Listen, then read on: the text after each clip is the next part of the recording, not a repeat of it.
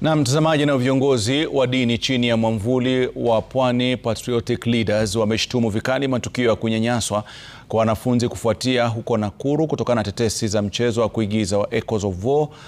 mjini wa shule ya wasichana ya Butere. Wakizungumza huko Mombasa, viongozi hao wamesikitika kwamba matukio yaliyoshuhudiwa Nakuru, wakisema yanatia doa uongozi wa taifa na kukashifu vurugu na makabiliano yaliyoshuhudiwa.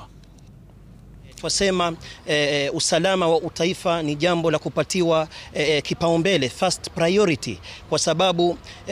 tukikosa usalama wa kitaifa bila shaka